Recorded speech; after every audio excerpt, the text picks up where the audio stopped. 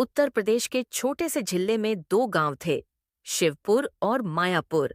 सिर्फ 5 किलोमीटर का फासला था दोनों में, लेकिन दोनों के बीच एक बात आम थी, मौत का साया। शिवपुर, जहां राघव का भूत रहता था, कहते हैं 5 साल पहले शिवपुर के स्कूल के पास एक पुराना पीपल का पेड़ था। उसी पेड़ से फांसी पर लटकता हुआ एक नौजवान मिला था, राघव। लोग कहते थे उसने आत्महत्या की, पर गांव के बूढ़े हर नारायण काका कहते थे, ना रे, उस लड़के को मारा गया था। वो आज भी न्याय चाहता है। उस रात के बाद से शिवपुर के लोग रात को उस रास्ते से गुजरने से डरते थे। जो भी जाता लौटकर कभी न आता। एक बार बिजली मिस्त्री राम किशोर वहां से जा रहा था।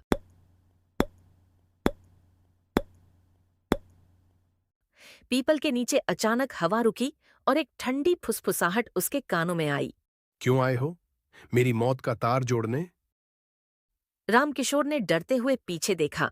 एक छाया, हवा में लहराती, आंखों में नीला धुआं और चेहरे पर गहरी चोट का निशान। वही राघव था। रामकिशोर चीखा। मां, मत मारो। राघव ने उसकी गर्दन पकड़ ली। मुझे मुझे जाने दो। मैंने तेरा क्या बिगाड़ा है? मुझे जाने दो। किसी ने मेरी सच्चाई नहीं जानी। अब मैं सबको अपना दर्द दिखाऊंगा। अगली सुबह लोगों को सिर्फ रामकिशोर की लाश मिली, आंखें फटी हुईं, चेहरा नीला। गांव में दहशत फैल गई। मायापुर, जहां चंपा की आत्मा भटकती थी, उधर मायापुर में चंपा नाम की लड़की की कहानी मशहूर थी।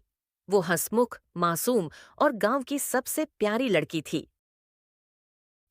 पर एक रात खेतों से लौटते समय कुछ गुंडों ने उसका पीछा किया। वो बचने के लिए पुराने कुएं के पास भागी और वहां गिर गई। लोगों ने कहा उसकी आत्मा आज भी उसी कुएं के आसपास भटकती है। रात के वक्त अगर कोई लड़की अकेले निकलती तो कानों में मीठी आवाज गूंजती, डर मत बहन, मैं तेरे साथ हूं। और फिर कोई न दिखता। लेकिन जो मर्द रात को उस कुएं के पास जाते, वो कभी लौट कर नहीं आते।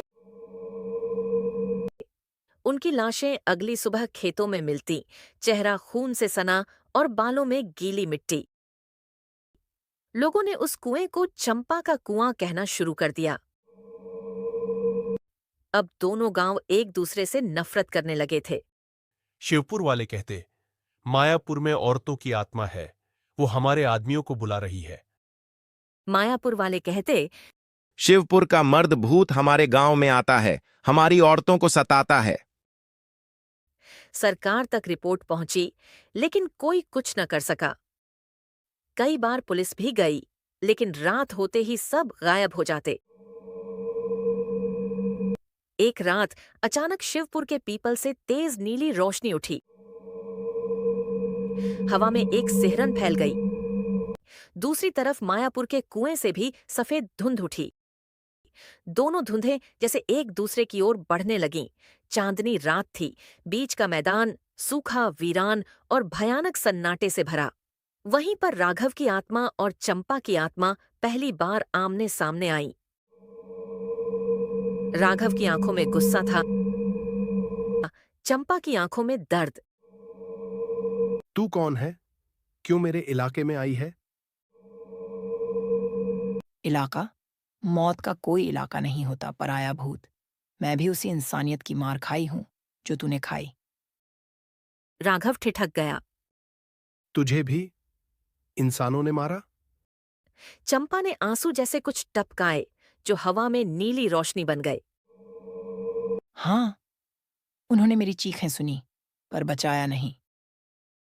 कुछ पल दोनों चुप रहे। हवा ठंडी हो गई, जैसे धरती भी उनके दर्द को सुन रही हो।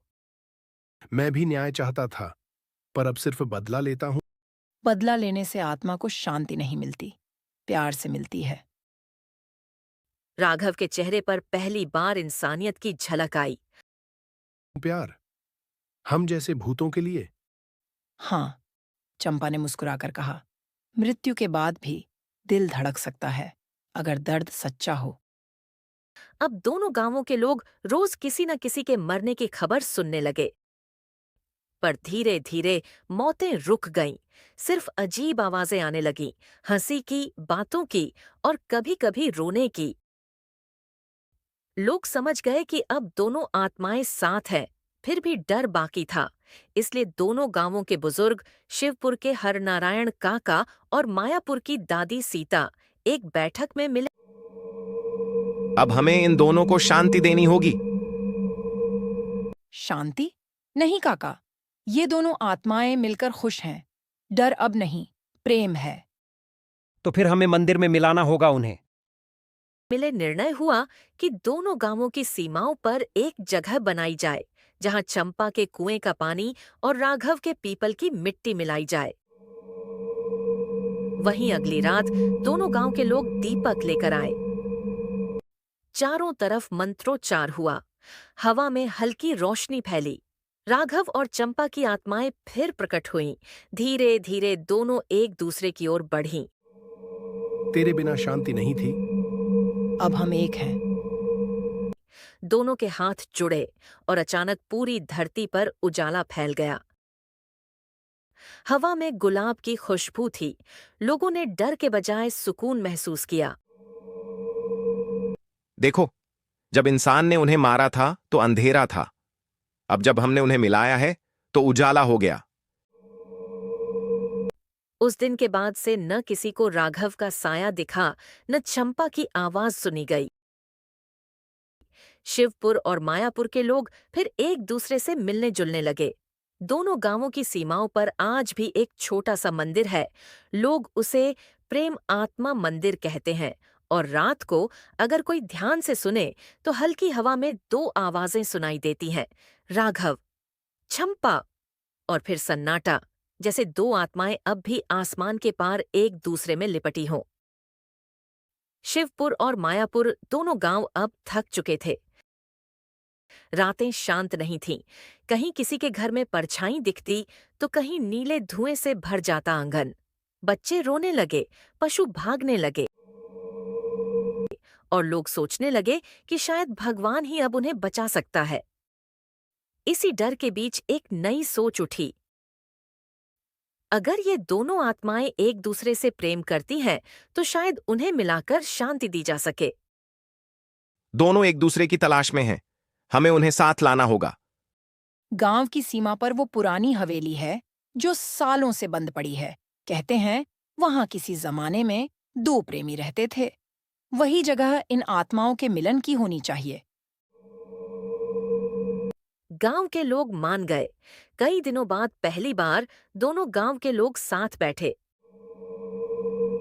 शिवपुर के लोग लकड़ी और दिए लाए, मायापुर वाले फूल और अगरबत्तियां। सबने मिलकर हवेली की सफाई शुरू की।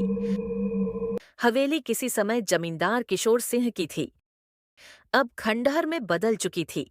दीवारों से बेलें लिपटी थीं, छत के कोने झड़ चुके थे और खिड़कियों में से हवा निकलते ही ऊ ऊ की आवाज गूंजती थी। दरवाजे पर जंग लगा ताला लटका था। जब गांव वालों ने उसे तोड़ा तो भीतर से धूल और ठंडी हवा का झोंका निकला। दीवारों पर पुराने चित्र लगे थे, किसी राजा और रानी जैसे चेहरे। मिट्टी में बिखरे पड़े पुराने गहने और टूटा हुआ शीशा जिसमें किसी ने लाल सिंदूर से लिखा था, प्यार कभी मरता नहीं। यही जगह ठीक है, इन्हें यहाँ शांति मिलेगी। गांव वाले रात को इकट्ठा हुए। हवेली के बीचों बीच एक चौकी बनाई गई। उस पर दो दीप रखे गए, एक शिवपुर की मिट्टी से, एक मायापुर के पानी से। जब दोनों दीप एक साथ जलेंगे तभी आत्माएं आएंगी। रात गहरी होने लगी। चांद बादलों में छिप गया। हवा ठंडी पड़ गई और झिंगुरों की आवाजें भी थम गईं। तभी हवेली की दीवारें हल्के से कांपने लगीं। अचानक एक तरफ नीली लौ उठी। वो राघव था। उसकी आंखों में आग जैसी चमक थी। दूसरी तरफ सफेद धुंध से निकली आकृति, चंपा। उसके बाल हवा में लहरा रहे थे, चेहरा उदास पर शांति से भरा था। गांव वाले पीछे हट गए। सीता दादी और हरनारायण काका आगे बढ़े। राघव, चंपा, काका ने कांपते हुए कहा, हम जानते हैं तुम इंसानों से दुखी हो, पर अब हमें डर नहीं, तुम्हारी आत्मा को शांति चाहिए। शांति? जब तक मेरे साथ धोखा करने वाले जीवित हैं, मुझे शांति नहीं मिलेगी। राघव, मैंने भी यही सोचा था, लेकिन बदले से हमें कुछ नहीं मिला, बस और दर्द। राघव ने उसकी ओर देखा। दोनों की आंखें मिलीं और हवेली की हवा एकदम शांत हो गई। राघव की आत्मा धीमी पड़ने लगी, उसकी आवाज कांपी। मुझे याद है, मुझे झूठे इल्जाम में फंसाकर मारा गया था। गांव वालों ने कहा मैं चंपा की मौत का कारण हूं। गांव वाले सन्न रह गए। सीता दादी की आंखें फैल गईं। क्या? तो तुम दोनों पहले से एक दूसरे को जानते थे? हाँ, हम इंसान रहते हुए भी प्रेम में थे, पर हमारे गांव वालों ने हमें अलग कर दिया। हवेली की दीवारों से जैसे किसी ने कराह कर कहा, सच, सच। अब सब समझ गए। दोनों की आत्माएं अलग अलग गांवों में भटक रही थीं, क्योंकि इंसानों ने उन्हें अलग कर दिया था। आज हम तुम्हें मिलाने आए हैं, अब कोई तुम्हें नहीं रोकेगा। गांव वाले हवेली के चारों कोनों में दीप जलाने लगे। मंत्रोच्चार शुरू हुआ, AUM शांति शांति शांति। राघव और चंपा धीरे धीरे एक दूसरे की ओर बढ़े। हवा में नीली और सफेद रोशनी मिलने लगी। उनकी आत्माएं करीब आईं। मैंने तेरी तलाश में गांव जलाए। चंपा ने आंसू भरे स्वर में कहा, मैंने तेरे इंतजार में आत्माएं भटकाईं। अब हम कुछ नहीं चाहेंगे सिवाय एक दूसरे के। उनकी आत्माएं करीब आईं। धीरे धीरे एक उजली लौ बनी, फिर हवेली के ऊपर उठने लगी। अचानक जोरदार बिजली चमकी और हवेली की दीवारें नीली रोशनी से भर गईं। गांव वाले जमीन पर गिर पड़े। जब उन्होंने आंखें खोलीं तो हवा में बस खुशबू थी और दीपक अपने आप बुझ चुके थे।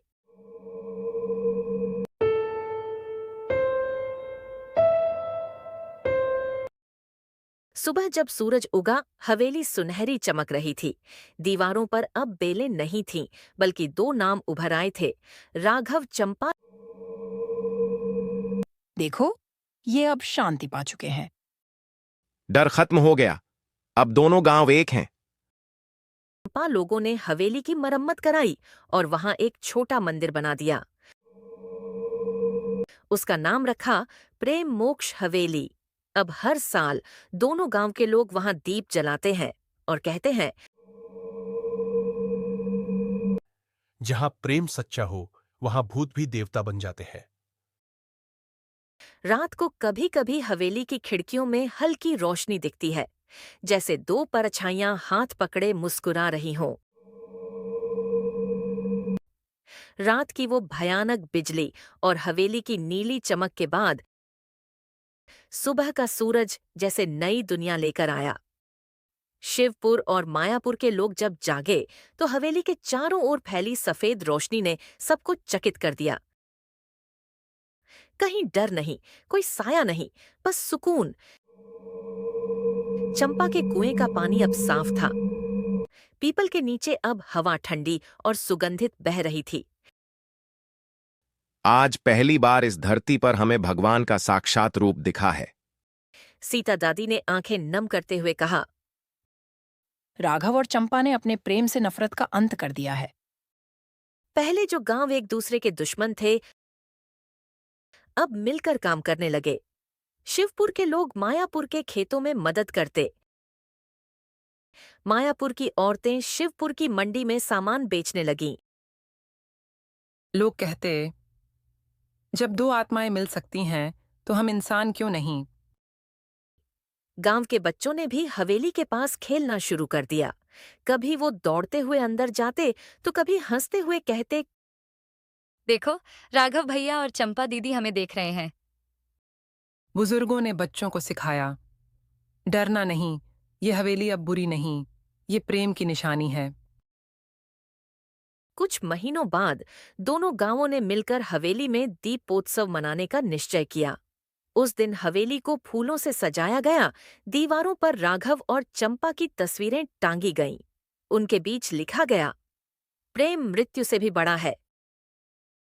रात को जब दीप जलाए गए तो हवेली में हल्की हवा चली और दीपक की लौ अपने आप झिलमिलाई, जैसे कोई अदृश्य शक्ति वहां मौजूद हो। देखो, राघव भैया मुस्कुरा रहे हैं। हाँ, और चंपा दीदी ने सब पर आशीर्वाद बरसाया है। मध्य रात्रि को अचानक हवेली के आंगन में हल्का नीला और सफेद प्रकाश एक साथ चमका। लोग चौंके, पर डर नहीं हुआ। धीरे धीरे उस रोशनी में दो आकृतियां बनी, राघव और चंपा की आत्माएं। दोनों के चेहरे पर शांति थी, आंखों में प्रेम। हमारे मिलन से तुम सबने जो प्रेम फैलाया है वही हमारी मुक्ति है। हम अब ऊपर जा रहे हैं, लेकिन हवेली में हमारी याद रहेगी, ताकि इंसान समझें कि प्रेम में कोई सीमा नहीं। फिर दोनों ने हाथ जोड़े, गांव वालों की ओर झुके और हवा में विलीन हो गए। सिर्फ फूलों की महक रह गई और दीपक की लौ जो बुझी नहीं, सुबह तक जलती रही। 5 वर्षों बाद 5 साल बीत गए। अब हवेली एक प्रेम स्थल बन चुकी थी। दूर दूर से लोग आते, अपनी शादी के बाद वहां दीप जलाते। कहते, राघव और चंपा की आत्माएं हमारे प्रेम की रक्षा करती है। हवेली की दीवारों पर अब हरे पौधे उग आए थे। जहां कभी डर था, वहां अब जीवन था। हरनारायण काका अब बूढ़े हो चुके थे। एक शाम उन्होंने हवेली के सामने बैठकर कहा, मैंने अपने जीवन में कई कहानियां देखीं, पर जो सच्चाई इन दो आत्माओं ने सिखाई वो कोई जीवित इंसान भी नहीं सिखा पाया। उनकी आंखें नम हो गईं। ठंडी हवा चली और ऐसा लगा जैसे किसी ने उनके कंधे पर हाथ रखा हो। काका मुस्कुराए। आ गए दोनों। धन्यवाद मेरे बच्चों। शिवपुर और मायापुर अब एक ही गांव कहलाता है, राघवपुर। हर साल वहां चंपा महोत्सव मनाया जाता है। लोग दीप जलाकर हवेली की सीढ़ियों पर बैठते हैं और बच्चों को सुनाते हैं वो कहानी जब दो भटकती आत्माएं इंसानों के दिलों को जोड़ गईं। रात को हवेली की छत पर कभी-कभी 2 छायाएं दिखती हैं, एक युवक और एक युवती, हाथों में हाथ डाले आसमान की ओर देख रहे होते हैं। लोग कहते हैं वो राघव और चंपा हैं, अब प्रेम के देवता बन गए हैं। और हवेली की दीवारों पर अब भी वो वाक्य लिखा है, प्यार कभी मरता नहीं।